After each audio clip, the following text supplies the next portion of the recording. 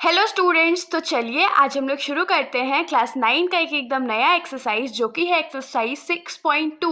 और इसके अंदर हमारा पहला क्वेश्चन है in figure 6.23 if A B is parallel to C D is parallel to E F and y is to z is equals to 3:7 find x. तो इस question में हम लोगों को क्या बोला गया है कि हम लोगों को एक फिगर दे दिया गया है जिसमें सिंपली हम लोगों को बोला गया है कि ए बी लाइन जो है वो सी डी के पैरेलल है और सी डी लाइन जो है वो ई एफ के पैरेलल है, मतलब कि ये तीनों जो लाइंस है वो आपस में पैरेलल है। और एक इन्फॉर्मेशन क्या गिवन है कि y इज टू जेड का जो रेशियो है, मतलब y और z का जो रेशियो है वो 3:7 के बराबर है। ठीक है, तो अब यहाँ पर हम लोग को इतना इन्फॉर्मेशन दे दिया गया और हम लोगों को बोला गया है कि हम लोगों को x का वैल्यू फाइंड करना है। तो हम लोग इसको बहुत सिंपल मेथड से सॉल्व करेंगे। देखिए यहाँ पर तीनों लाइन जो है ए बी सी डी और ई एफ तीनों पैरेलल है और तीनों को इंटरसेक्ट कौन सा लाइन कर रहा है, ये वाला लाइन कर रहा है ना इंटरसेक्ट, तो ये हमारा ट्रांसवर्सल हो जाएगा ना। तो अब हम लोग यहाँ पर सारे प्रॉपर्टीज यूज करके फटाफट इस क्वेश्चन को सॉल्व करेंगे। तो हम लोग यहाँ पर लिखेंगे रेशियो, सबसे पहले लिखेंगे तो y इज टू जेड कितना गिवन है 3:7, ये हम लोगों को रेशियो गिवन है। तो हम लोग लिखेंगे let y is equals to 3a, y को क्या मान लेना है 3a मान लेना है। ऐसे हम लोग x का यूज करते हैं 3x का, लेकिन x का यूज नहीं कर सकते क्योंकि x जो वेरिएबल है वो ऑलरेडी क्वेश्चन में प्रेजेंट है। तो उस हिसाब से z का जो वैल्यू क्या हो जाएगा तो 7a हो जाएगा। तो हम लोगों को यहाँ तक मिल गया। अब देखिए एंगल y इस एंगल के बराबर होगा ना, क्यों? क्योंकि ये जो ट्रांसवर्सल है वो CD को इंटरसेक्ट कर रहा है और इंटरसेक्ट कर रहा है तो y जो है ये इसके इक्वल वर्टिकली अपोजिट एंगल्स के थ्रू हो जाएगा। तो हम लोग लिखेंगे कि एंगल, मान लीजिए इस पॉइंट का नाम हम लोग I रख देते हो, तो angle DIG is equals to क्या हो जाएगा तो y के बराबर हो जाएगा। DIG एंगल जो है वो y के बराबर होगा। क्यों y के बराबर होगा? तो वर्टिकली अपोजिट एंगल से,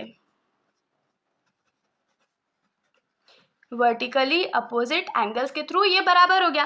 तो अगर ये जो y था वो 3a था तो अब 3a क्या हो जाएगा, ये हो जाएगा। और z का वैल्यू हम लोगों को क्या पता है तो 7 ही पता है। तो अब हम लोग क्या लिख सकते हैं कि नाउ z प्लस y लिखिए या एंगल DIG लिखिए, बात बराबर हो जाएगा, इज इक्वल्स टू क्या हो जाएगा तो 180 डिग्री। तो z प्लस y ये दोनों का सम जो है वो 180 डिग्री के बराबर क्यों होगा? क्योंकि ये ट्रांसवर्सल का एक प्रॉपर्टी होता है कि अगर ट्रांसवर्सल पैरेलल लाइंस को इंटरसेक्ट कर रहा है तो interior angles on the same side of the transversal का सम हमेशा 180 डिग्री के बराबर ही होगा।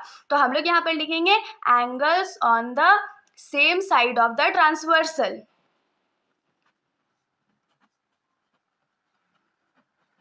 तो अगर आप लोगों को कभी भी ऐसा मिले कि दो पैरेलल लाइंस है और उसको एक ट्रांसवर्सल इंटरसेक्ट कर रहा है तो same side of the transversal जो होगा उसका जो एंगल्स होगा उसका सम हमेशा 180 डिग्री के बराबर होगा। तो z का वैल्यू हम लोगों को क्या पता है 7a प्लस y का वैल्यू हम लोगों को क्या पता है 3a इज इक्वल्स टू क्या हो जाएगा 180 डिग्री हो जाएगा। तो 7 + 3 कितना होता है 10 और a is equals to 180 degree हो जाएगा। तो a का वैल्यू क्या हो जाएगा 180 डिग्री डिवाइडेड बाई 10 और ये और 0 कट गया। तो यहाँ से हम लोगों को a का वैल्यू क्या मिला तो 18 डिग्री मिला। अब अगर a का वैल्यू मिल गया है तो हम लोग y और z का वैल्यू निकाल सकते हैं ना।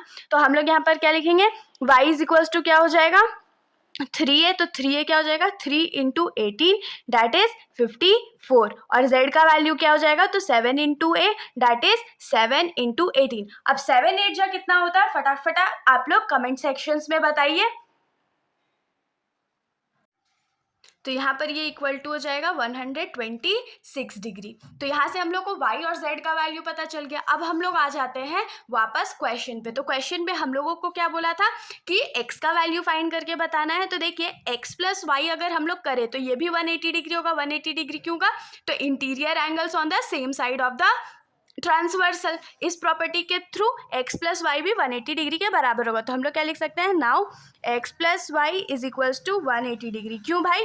तो यहाँ पर हो जाएगा interior angles on same side of the transversal.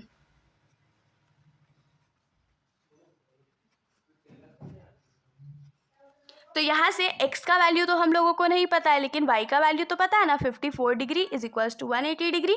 तो यहाँ से x का वैल्यू क्या हो जाएगा, 180 डिग्री माइनस 54 डिग्री, तो x का वैल्यू क्या हो जाएगा, 126 डिग्री। तो यहाँ से हम लोगों को क्या मिल गया कि required value of x is 126 degree, और यही तो हमारा आंसर था। तो इसके साथ हम लोग का जो सॉल्यूशन है यहीं पर ख़त्म हो जाता है। अगर आप लोगों को कोई भी डाउट हो तो आप लोग कमेंट सेक्शन में पूछ सकते हो, वरना अगर आप लोगों को वीडियो अच्छी लगी तो वीडियो को लाइक कर दीजिएगा और मेरे चैनल को बिना सब्सक्राइब किए कहीं मत जाइएगा। Thank you.